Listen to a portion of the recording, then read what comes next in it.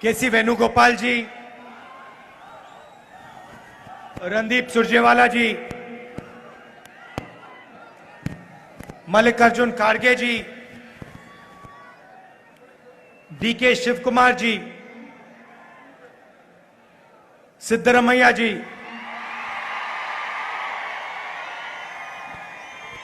Ashok Gehlot ji, Bhupesh Baghel ji, BK Hariprasad जी,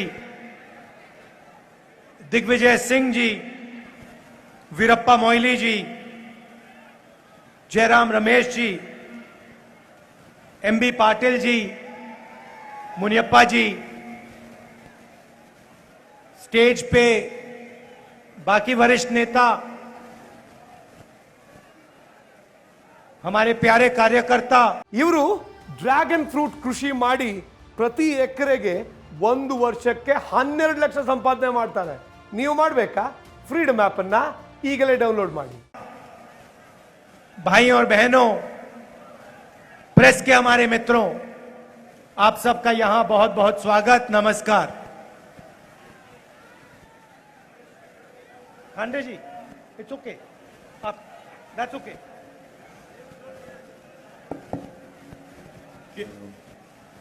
केसी वेणुगोपाल जी ಅವರೇ, no need no need.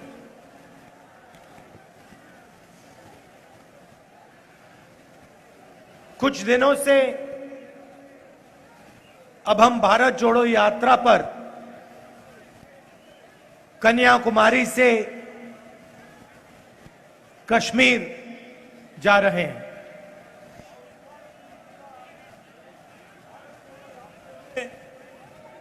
ಕಾಶ್ಮೀರದಿಂದ ಕನ್ಯಾಕುಮಾರಿವರೆಗೆ ಕಾಲ್ನಡಿಗೆಯಲ್ಲಿ ನಡೆಯುತ್ತಲಿದ್ದೇವೆ.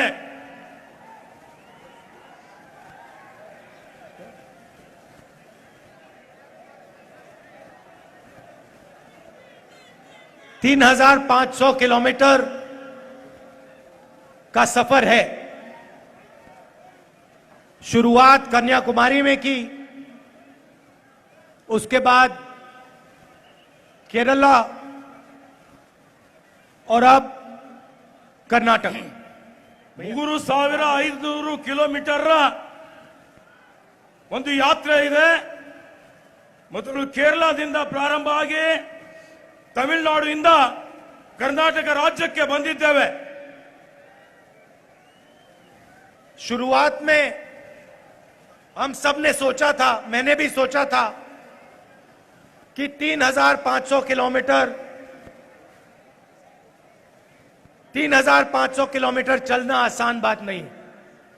ಪ್ರಾರಂಭದಲ್ಲಿ ನಾನು 3,500 ಕಿಲೋಮೀಟರ್ ನಡೆಯುವುದು ಸಾಮಾನ್ಯ ವಿಷಯವಲ್ಲ ಅಂತ ತಿಳ್ಕೊಂಡಿದ್ದೆ. मगर जब हमने चलना शुरू किया, पहले दिन, दूसरे दिन, 5वें दिन चलना काफी आसान लगने लगा। ನಾನು ಯಾವಾಗ ನಡಿಗೆ ಪ್ರಾರಂಭ ಮಾಡಿದೆ, 1ನೇ ದಿವಸ, 2ನೇ ದಿವಸ, 3ನೇ ದಿವಸ, 5ನೇ ದಿವಸ ದಿನ ಕಳೆದಂತೆ ನನ್ನ ನಡಿಗೆ ಬಹಳ ಸುಲಭವಾಗಿ ನಡೆಯುವಂತದ್ದಾಯಿತು. ऐसे लग रहा था कि कोई ना कोई शक्ति पीछे से पूरी यात्रा को आगे की ओर धकेल रही है।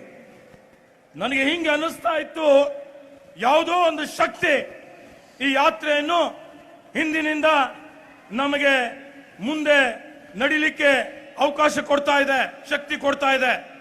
जब भी यात्रा में थकान होती है तो कोई ना कोई दौड़ता हुआ आता है, मदद करके चला जाता है। ಯಾವಾಗಲೂ ಯಾತ್ರೆಯಲ್ಲಿ ದಣಿವಾಗಿದ್ದಾಗ ಯಾರಾದ್ರೂ ಓಡ್ತಾ ಬರ್ತಾರೆ, ಆ ಯಾತ್ರಿಗಳಿಗೆ ಸಹಾಯವನ್ನು ಮಾಡ್ತಾರೆ. कभी छोटा सा बच्चा कुछ कह देगा, कभी कोई विकलांग व्यक्ति आके कुछ कह देगा, कभी एक बुजुर्ग व्यक्ति आके कुछ कह देगा, उन शब्दों से मदद मिल जाती है। ಯಾವಾಗ ಸಣ್ಣ ಮಗು ಬಂದು ನಮಗೆ ಮಾತನಾಡ್ತಾರೆ, ಯಾವಾಗ ವೃದ್ಧ ವ್ಯಕ್ತಿ ಬಂದು ಮಾತನಾಡ್ತಾರೆ, ಯಾವಾಗ ಒಬ್ಬ ಬೇರೆ ಮಹಿಳೆ ಬಂದು ಮಾತಾಡ್ತಾರೆ ಅವಾಗ ನಮಗೆ ಮುಂದೆ ಹೋಗ್ಲಿಕ್ಕೆ ಇನ್ನು ಹೆಚ್ಚಿನ ಶಕ್ತಿ ದೊರಕುತ್ತದೆ. और देखिए ये पहली बार पब्लिक मीटिंग में बकरी आई है. ನೋಡಿ ಈಗ ಮೊದಲನೇ ಸಲ ನಮ್ಮ ಸಾರ್ವಜನಿಕ ಸಭೆಯಲ್ಲಿ ಕುರಿ ಬಂದಿದೆ. भैया उसको तंग मत करो. ಅದಕ್ಕೆ ತಂಗ ಮಾಡಬೇಡಿ. तो ये यात्रा हमने क्यों शुरू की? ಈ ಯಾತ್ರೆ ನಾವು ಯಾಕೆ ಪ್ರಾರಂಭ ಮಾಡಿದ್ದೇವೆ? इसका क्या मतलब है, इसका क्या लक्ष्य है, और ये जो हमें हर रोज मदद मिल रही है ये क्यों मिल रही है? ಇದರ ಉದ್ದೇಶ ಏನಿದೆ, ಇದರ ಲಕ್ಷ್ಯ ಏನಿದೆ ಮತ್ತು ದಿನಾಲು ನಮಗೆ ಏನು ಶಕ್ತಿ ಕೊಡ್ತಾ ಇದೆ, ಇದರ ಹಿಂದೆ ಯಾರು ಏನಿದೆ ಅಂತ ಹೇಳಿ ನಾನು ಹೇಳಲಿಕ್ಕೆ ಬಯಸ್ತೇನೆ. और ये जो शक्ति हमें मदद कर रही है ये किन लोगों की शक्ति है? ಇದೇನ್ ಶಕ್ತಿ ನಮಗೆ ಸಹಾಯ ಮಾಡ್ತಾ ಇದೆ, ಇದು ಯಾರದ್ದಿದೆ? और ये शक्ति हमें क्यों मदद कर रही है? ಈ ಶಕ್ತಿ ನಮಗೆ ಯಾಕೆ ಸಹಾಯ ಮಾಡ್ತಾ ಇದೆ? ये सवाल उठते हैं. ಈ ಪ್ರಶ್ನೆ ಹೇಳ್ತಾ ಇದೆ. हमने इस यात्रा को नाम भारत जोड़ो यात्रा दिया. ಈ ಯಾತ್ರೆಗೆ ನಾವು ಭಾರತ್ ಜೋಡೋ ಅಂತ ಹೆಸರನ್ನು ಇಕ್ಕಿದ್ದೇವೆ. क्योंकि हमें लगा और करोड़ों लोगों को लग रहा है कि बीजेपी आरएसएस की विचारधारा, नफरत की विचारधारा, हिंसा की विचारधारा देश को बांट रही है, देश को कमजोर कर रही है. ಏಕೆಂದರೆ ನಮಗೆ ಅನಿಸ್ತು ನಮ್ಮ ಜೊತೆಯಲ್ಲಿ ಕೋಟ್ಯಾಂತರ ಈ ರಾಷ್ಟ್ರದ ಜನರ ಭಾವನೆನೂ ಇದೆ. ಬಿಜೆಪಿ ಮತ್ತು ಆರ್ಎಸ್ಎಸ್ ನ ವಿಚಾರಧಾರೆ ಈ ದೇಶದಲ್ಲಿ ಹಿಂಸೆ, ಅಸೂಯೆಯನ್ನು ಬಿತ್ತರಿಸ್ತಾ ಇದೆ. ಅದನ್ನು ಇವತ್ತು ಎಲ್ಲಾ ಕಡೆ ವಿಭಜನೆ ಮಾಡ್ತಾ ಇದೆ ಅನ್ನುವಂಥದ್ದು. हिंदुस्तान पर यह एक प्रकार का आक्रमण है. ಭಾರತ ದೇಶದ ಮೇಲೆ ಇದು ಒಂದು ತರ ದಾಳಿ ಇದೆ. यह देशभक्ति नहीं है, यह देश के खिलाफ काम किया जा रहा है. ಇದು ದೇಶಭಕ್ತಿ ಅಲ್ಲ, ದೇಶದ ವಿರುದ್ಧ ಅವರು ಕೆಲಸ ಮಾಡ್ತಾ ಇದ್ದಾರೆ. आप देखिए एक महीने से हम यात्रा में चल रहे हैं. ನೀವು ನೋಡಿ, ಈಗ ನಾವು ಒಂದು ತಿಂಗಳಿಂದ ಈ ಯಾತ್ರೆಯಲ್ಲಿ ನಡಿಗೆಯಲ್ಲಿ ನಡೀತಾ ಇದ್ದೇವೆ. अलग अलग धर्म के लोग, अलग अलग धर्म के लोग, अलग जात के लोग, बुजुर्ग लोग, युवा, बच्चे सब एक साथ मिलकर प्यार से चल रहे हैं. ವಿವಿಧ ಧರ್ಮೀಯ ಜನರು, ವಿವಿಧ ಜಾತಿಯ ಜನರು, ಬೇರೆ ಬೇರೆ ಭಾಷೆಯ ಜನರು, ಅದರಲ್ಲಿ ವಿಶೇಷವಾಗಿ ಯುವಕರು, ಮಹಿಳೆಯರು, ವೃದ್ಧರು ಎಲ್ಲರೂ ಈ ಯಾತ್ರೆಯಲ್ಲಿ ನಮ್ಮ ಜೊತೆಯಲ್ಲಿ ನಡೀತಾ ಇದ್ದಾರೆ. यात्रा में आपको नफरत नहीं दिखाई देगी. ಈ ಯಾತ್ರೆಯಲ್ಲಿ ನಿಮಗೆ ದ್ವೇಷ ಎಲ್ಲೂ ಕಂಡು ಬರುವುದಿಲ್ಲ. यात्रा में आपको हिंसा नहीं मिलेगी. ಈ ಯಾತ್ರೆಯಲ್ಲಿ ನಿಮಗೆ ಹಿಂಸೆ ಕಾಣಸಿಗುವುದಿಲ್ಲ. भीड़ में किसी को चोट लगती है, कोई गिर जाता है, एकदम सब लोग उसकी मदद करते हैं. ಈ ಯಾತ್ರೆಯಲ್ಲಿ ಯಾರಾದರೂ ನೂಕು ನುಗ್ಗಲ್ದಲ್ಲೇ ಕೆಳಗೆ ಬಿದ್ದರೆ ಎಲ್ಲರೂ ಅವನಿಗೆ ಸಹಾಯ ಮಾಡ್ತಾರೆ. सवाल नहीं पूछते कौन से धर्म के हो, किस जात के हो, महिला हो, पुरुष हो, बच्चे हो, बुजुर्ग हो, यह नहीं पूछा जाता. एकदम मदद मिलती है. ಅವನಿಗೆ ಯಾರು ಪ್ರಶ್ನೆ ಕೇಳೋದಿಲ್ಲ. ನೀನು ಯಾವ ಜಾತಿಯವನಿದ್ದೆ, ಯಾವ ಧರ್ಮೀಯನಿದ್ದೆ, ನೀನು ಪುರುಷನಿದ್ಯಾ, ಮಹಿಳೆ ಇದೆಯಾ, ಯಾವ ಭಾಷೆ ಮಾತಾಡ್ತಾ ಇದ್ದೆ, ಆದ್ರೆ ಎಲ್ಲರೂ ಬಂದು ಕೆಳಗೆ ಬಿದ್ದವರನ್ನು ಸಹಾಯ ಮಾಡ್ತಾರೆ. और यह विचारधारा सिर्फ यात्रा की विचारधारा नहीं है. यह विचारधारा, यह सोच कर्नाटक की सोच है. ಈ ವಿಚಾರಧಾರೆ ಬರೀ ಯಾತ್ರೆ ವಿಚಾರಧಾರೆ ಅಲ್ಲ, ಈ ವಿಚಾರಧಾರೆ ಕರ್ನಾಟಕದ ವಿಚಾರಧಾರೆ ಆಗಿದೆ. और यह सिर्फ कर्नाटक की विचारधारा नहीं है, यह हिंदुस्तान की सोच है, हिंदुस्तान का इतिहास है. ಈ ವಿಚಾರಧಾರೆ ಬರೀ ಕರ್ನಾಟಕದ ಅಷ್ಟೇ ಅಲ್ಲ, ಇಡೀ ಭಾರತ ದೇಶದ ವಿಚಾರಧಾರೆ ಆಗಿದೆ. बसवना जी ने, अंबेडकर जी ने, नारायण गुरु जी ने यही बातें बोली थी. ಬಸವಣ್ಣನವರು, ಬಾಬಾ ಸಾಹೇಬ್ ಅಂಬೇಡ್ಕರ್ ಅವರು, ನಾರಾಯಣ್ ಗುರು ಅವರು ಇದೇ ವಿಚಾರಧಾರೆ, ಇದೇ ಪರಂಪರೆಯನ್ನು, ಇದೇ ತತ್ವವನ್ನು ನಮಗೆಲ್ಲರಿಗೆ ತಿಳಿಸಿದ್ದಾರೆ. और जो उन्होंने बोला था वो कर्नाटका की सड़क पे चलने में दिखाई देता है. ಅವ್ರೇನ್ ಹೇಳಿದ್ರು ಅದು ಯಾತ್ರೆಯಲ್ಲಿ, ನಡಿಗೆಯಲ್ಲಿ ನಮಗೆ ಕಾಣಿಸ್ತಾ ಇದೆ. वो आपके दिल के अंदर है, आपके खून के अंदर है, उसको निकाला नहीं जा सकता. ಅದು ಕರ್ನಾಟಕದ ಜನರ ಹೃದಯದಲ್ಲಿದೆ, ಅದು ನಿಮ್ಮ ರಕ್ತದಲ್ಲಿದೆ, ಅದನ್ನು ಯಾರೂ ತೆಗಿಲಿಕ್ಕೆ ಸಾಧ್ಯ ಇಲ್ಲ. कितनी भी कोशिश कर लें ये लोग, 24 घंटे लगा लें, 50 साल लगा लें, ये आपके खून से, आपके डीएनए से नहीं निकाला जा सकता. ಯಾರು ಎಷ್ಟೇ ಪ್ರಯತ್ನ ಮಾಡಲಿ, ಎಷ್ಟೇ ಒತ್ತಡ ಹಾಕ್ಲಿ, ಆದರೆ ಅವರಿಗೆ ನಿಮ್ಮ ಈ ಒಂದು ರಕ್ತದಿಂದ ಆ ವಿಚಾರಧಾರೆ ತೆಗಿಲಿಕ್ಕೆ ಸಾಧ್ಯ ಇಲ್ಲ. हम चल रहे हैं, भाईचारे के लिए चल रहे हैं, मगर यात्रा में 2-3 और मैसेजेस हैं. ನಾವು ನಡೀತಾ ಇದ್ದೀವಿ, ಸಹೋದರತ್ವಕ್ಕಾಗಿ ನಡೀತಾ ಇದ್ದೀವಿ, ಆದರೆ ಯಾತ್ರೆಯಲ್ಲಿ ಇನ್ನೂ ಕೆಲವೊಂದು ವಿಷಯಗಳಿದಾವೆ. यात्रा में चलते हुए मैं बहुत सारे युवाओं से मिला हूं. ಯಾತ್ರೆ ನಡಿಗೆಯಲ್ಲಿ ನಾನು ಬಹಳಷ್ಟು ಯುವಕರನ್ನು ಭೇಟಿಯಾಗಿದ್ದೇನೆ. कॉलेज में, यूनिवर्सिटी में पढ़ाई कर रहे हैं, स्कूल में पढ़ाई कर रहे हैं. ಕಾಲೇಜ್ನಲ್ಲಿ, ಶಾಲೆಯಲ್ಲಿ, ವಿಶ್ವವಿದ್ಯಾಲಯದಲ್ಲಿ ಅವರು ವಿದ್ಯಾಭ್ಯಾಸ ಮಾಡ್ತಾ ಇದ್ದಾರೆ. और मैं उनसे पूछता हूं, क्या करना चाहते हो? पढ़ाई कर रहे हो, क्यों कर रहे हो, बाद में क्या करोगे?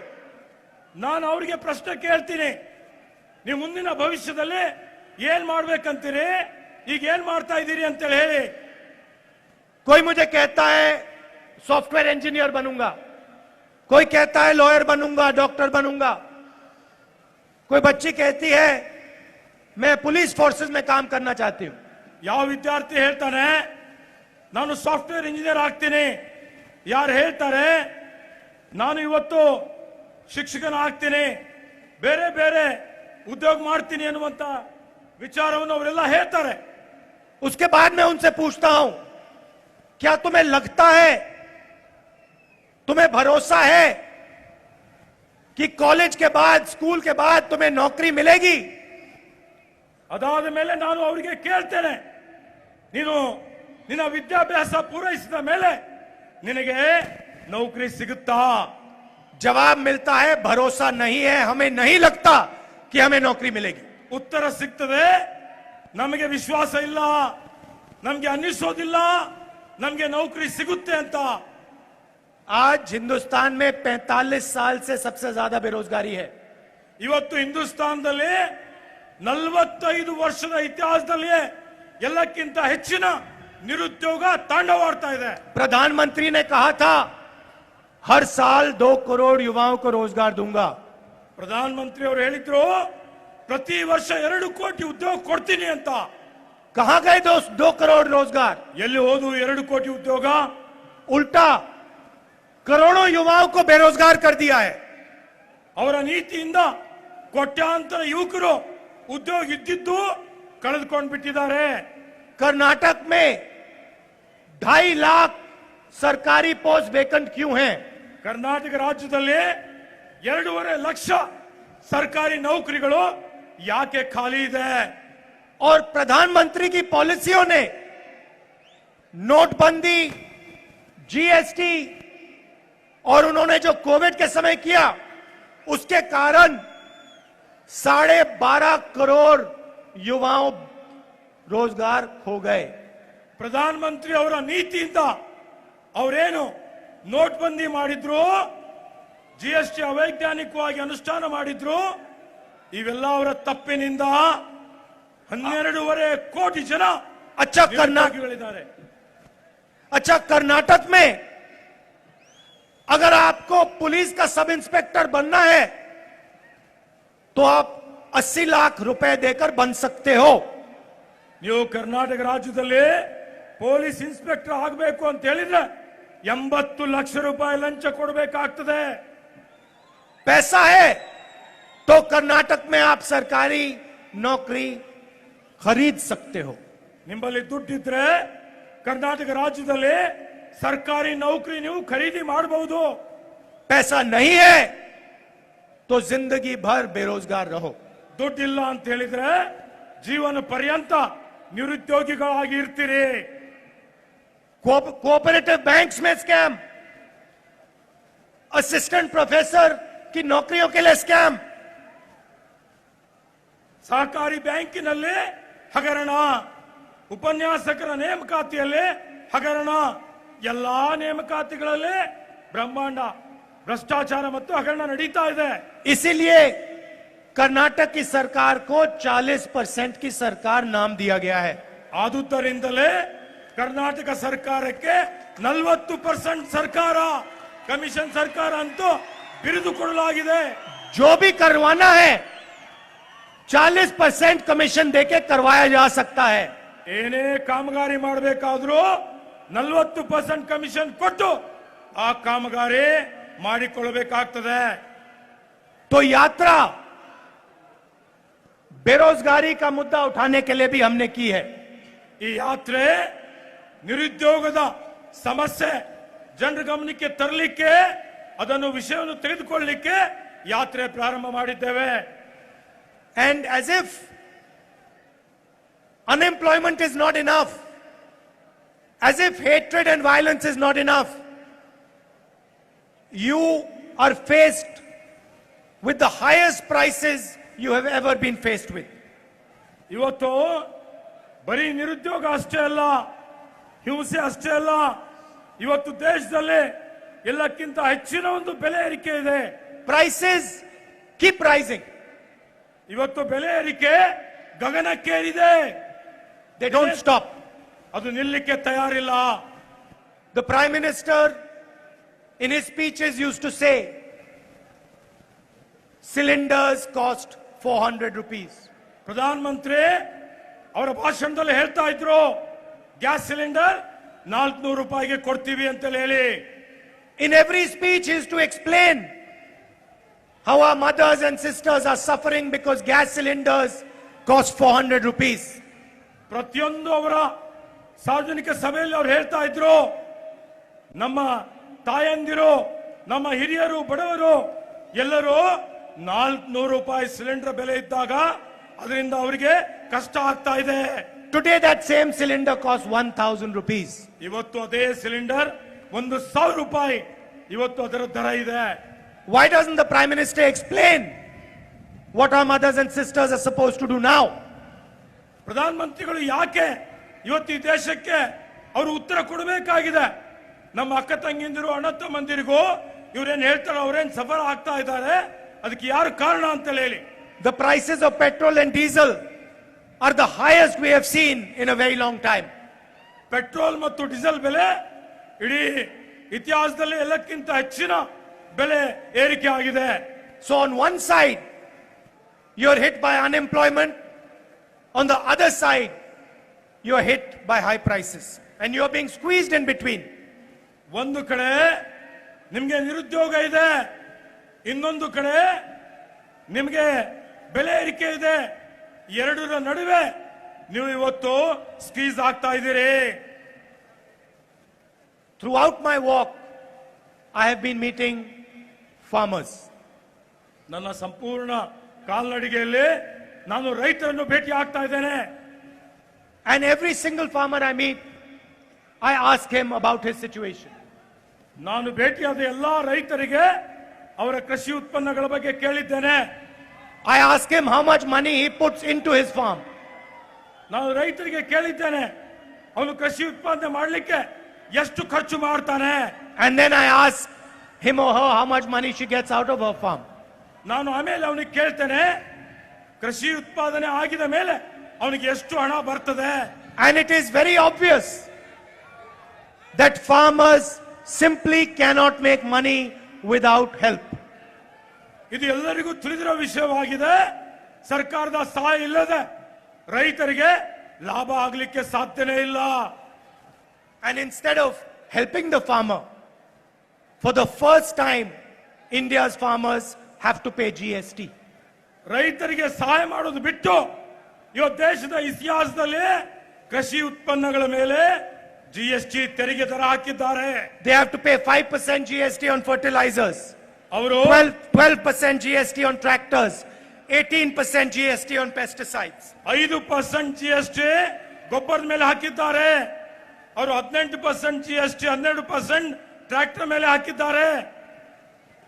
Farmer after farmer told me that they do not get the minimum support price. ರೈತರು ಪ್ರತಿಯೊಬ್ಬರು ನನಗೆ ಅವರಿಗೆ ಕನಿಷ್ಠ ಬೆಂಬಲ ಬೆಲೆ ಸಿಗೋದಿಲ್ಲ ಅಂತ ಹೇಳಿದ್ದಾರೆ. This is the situation that the farmers of Karnataka and the farmers of our country are facing. ಇವತ್ತು ರೈತರು ಇಡೀ ಕರ್ನಾಟಕದಲ್ಲಿ ಅಷ್ಟೇ ಅಲ್ಲ, ಇಡೀ ದೇಶದಲ್ಲಿ ಇಂಥ ಒಂದು ಸಂಕಷ್ಟವನ್ನು ಎದುರಿಸ್ತಾ ಇದ್ದಾರೆ. At the same time, the government is anti-SC, ST. ಅದೇ ರೀತಿಯಲ್ಲಿ ಈ ಸರ್ಕಾರ ಪರಿಶಿಷ್ಟ ಜಾತಿ ಪರಿಶಿಷ್ಟ ವರ್ಗದ ವಿರುದ್ಧ ಕೆಲಸ ಮಾಡ್ತಾ ಇದೆ. There is a 50% rise in atrocities against our SC and ST brothers and sisters. ಈ ಸರ್ಕಾರ ಬಂದ ಮೇಲೆ ಇವತ್ತು ಪರಿಶಿಷ್ಟ ಜಾತಿ ಪರಿಶಿಷ್ಟ ಪಂಗಡ ಜನಗರ ಮೇಲೆ 50% ದೌರ್ಜನ್ಯ ಜಾಸ್ತಿ ಆಗಿದೆ.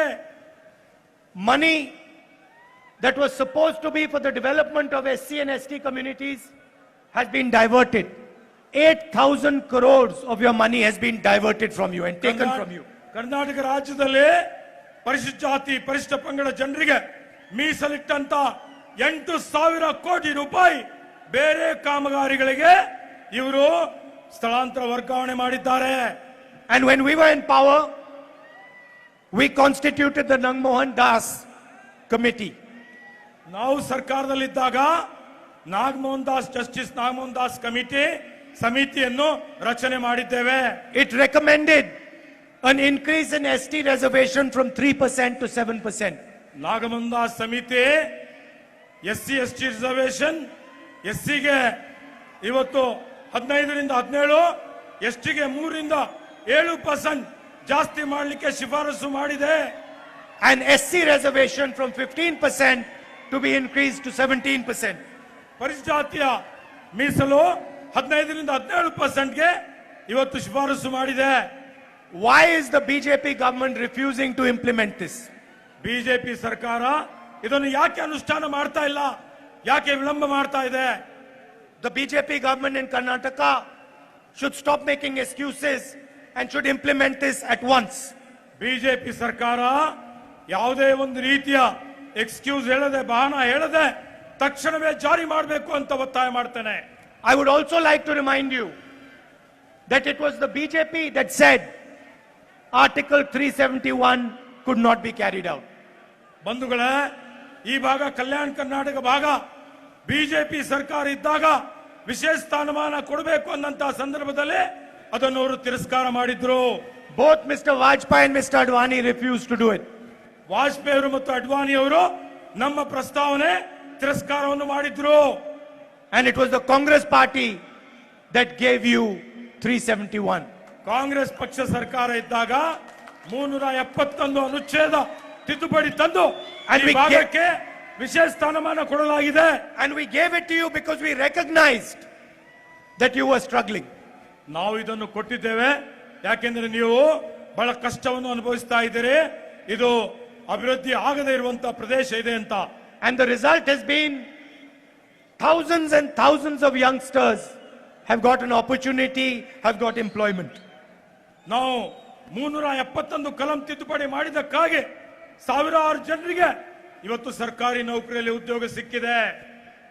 Thousands of crores of rupees has been spent on development of this area. ಸಾವಿರಾರು ಕೋಟಿ ರೂಪಾಯಿ ವಿಶೇಷ ಅನುದಾನ ಈ ಭಾಗದ ಅಭಿವೃದ್ಧಿಗಾಗಿ ಬಂದಿದೆ. And lakhs of students have got admission in medical and engineering colleges and other courses. ಲಕ್ಷಾಂತರ ವಿದ್ಯಾರ್ಥಿಗಳು ಇವತ್ತು ವೈದ್ಯಕೀಯ ವಿಜ್ಞಾನ ಸಂಸ್ಥೆಯಲ್ಲಿ, ಎಂಜಿನಿಯರಿಂಗ್ ಕಾಲೇಜಲ್ಲಿ, ಅಗ್ರಿಕಲ್ಚರ್ ಕಾಲೇಜಲ್ಲಿ ಪ್ರವೇಶವನ್ನು ಪಡೆದಿದ್ದಾರೆ. I would like to conclude by saying we have a long relationship between my family and Bellary. ನಾನು ಈ ಭಾಷಣ ಮುಕ್ತಾಯಕ್ಕಿಂತ ಮೊದಲು ಈ ಒಂದು ಬೆಳ್ಳಾರಿ ಮತ್ತು ನಮ್ಮ ಪರಿವಾರದ ಅನ್ಯೋನ್ಯವಾದಂತ ಒಂದು ಬಾಂಧವ್ಯ ಇದೆ, ಸಂಬಂಧ ಇದೆ. My mother fought an election from here and got wholehearted support from the people of Bellary. ನನ್ನ ತಾಯಿಯವರಾದಂತ ಶ್ರೀಮತಿ ಇಂದಿರಾ ಗಾಂಧಿ ಅವರು ಇಲ್ಲಿ ಲೋಕಸಭೆಯಲ್ಲಿ ನಿಂತು ನಿಮ್ಮೆಲ್ಲರ Sonia Gandhi. ಶ್ರೀಮತಿ ಸೋನಿಯಾ ಗಾಂಧಿ ಅವರು ಈ ಕ್ಷೇತ್ರದಲ್ಲಿ ಚುನಾವಣೆಯಲ್ಲಿ ನಿಂತು ನಿಮ್ಮೆಲ್ಲರ ಸಹಕಾರದಿಂದ ಪ್ರಚಂಡ ಬಹುಮತದಿಂದ ಗೆದ್ದಿದ್ದಾರೆ. And my grandmother Indira Gandhi ji fought from Chikmagalur. ಮತ್ತೆ ನನ್ನ ಅಜ್ಜಿ ಇಂದಿರಾ ಗಾಂಧಿ ಅವರು ಚಿಕ್ಕಮಗಳೂರಿನಿಂದ ಲೋಕಸಭೆಯಿಂದ ಗೆದ್ದು ಬಂದಿದ್ದಾರೆ. So I cannot forget that. ನಾನು ಇದನ್ನು ಮರೀಲಿಕ್ಕೆ ಸಾಧ್ಯನೇ ಇಲ್ಲ. I'd like to also thank all of you for walking with us through Karnataka. ನನ್ನ ಜೊತೆಯಲ್ಲಿ ನೀವೆಲ್ಲ ಕಾಲ್ನಡಿಗೆಯಲ್ಲಿ ಭಾಗವಹಿಸಿದ್ದಕ್ಕಾಗಿ ಹೃದಯಪೂರ್ವಕ ಧನ್ಯವಾದಗಳನ್ನು ಕೋರುತ್ತೇನೆ. And I got to understand the heat that you face in Bellary. ನಾನು ಈಗ ಅರ್ಥ ಆಗಿದೆ ಈ ಬೆಳ್ಳಾರಿಯ ಬಿಸಿಲು ಯಾವ ರೀತಿಯಲ್ಲಿ ನಿಮಗೆ ತೊಂದರೆ ಕೊಡ್ತದೆ ಅನ್ನುವಂಥದ್ದು. And we are not even in the full summer right now. ನಾವು ಇನ್ನೂ ಪೂರ್ತಿ ಬೇಸಿಗೆಯಲ್ಲಿ ಬಂದಿಲ್ಲ. So walking in the streets, I was thinking about how difficult it must be to be a farmer or a laborer in full summer in Bellary.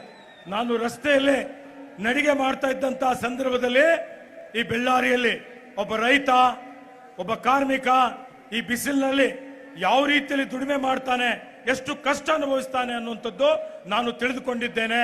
And I would like to tell all the farmers, all the laborers and all the small and medium business people in Bellary that we will help you. When we come to power, we will help you. We will make your life easier and we will support you the way a government should. ನಾನು ಮತ್ತೆ ತಮ್ಮೆಲ್ಲರಿಗೆ ವಿಶ್ವಾಸ ಕೊಡ್ತಾ ಇದ್ದೀನಿ. ಬೆಳ್ಳಾರಿಯ ರೈತರು, ಕಾರ್ಮಿಕರು, ವಿದ್ಯಾರ್ಥಿಗಳು, ಮಹಿಳೆಯರು, ಇವತ್ತೇನು ಸಿದ್ಧ ಉಡುಪೆ ಮಾಡುವಂತ ಏನು ಕಾರ್ಯಕರ್ತರಿದ್ದೀರಿ, ಪ್ರತಿಯೊಬ್ಬರಿಗೂ ಇಲ್ಲಿ ಸರ್ವಾಂಗೀಣ ಅಭಿವೃದ್ಧಿಗಾಗಿ ನಾವು ನಮ್ಮ ಸರ್ಕಾರ ಬಂದ ಮೇಲೆ ಸಹಾಯ ಮಾಡ್ತೀವಿ, ಅಭಿವೃದ್ಧಿ ಮಾಡ್ತೀವಿ. ಇವತ್ತು ನಿಮ್ಮನ್ನು ನಿಮ್ಮ ಗಮನದಲ್ಲಿ ಇಟ್ಕೊಡ್ತೀವಿ ಅನ್ನುವಂತ ವಿಶ್ವಾಸ ಕೊಡ್ತೇನೆ. Thank you for walking with us. Thank you for your love and affection. Thank you for your help. ನಮ್ಮ Namaskar. ಜೊತೆಯಲ್ಲಿ ನಡಿಗೆ ಮಾಡಿದ್ದಕ್ಕಾಗಿ ನಿಮಗೆ ಧನ್ಯವಾದಗಳನ್ನು ಅರ್ಪಿಸುತ್ತೇನೆ. ಧನ್ಯವಾದ. Thank you.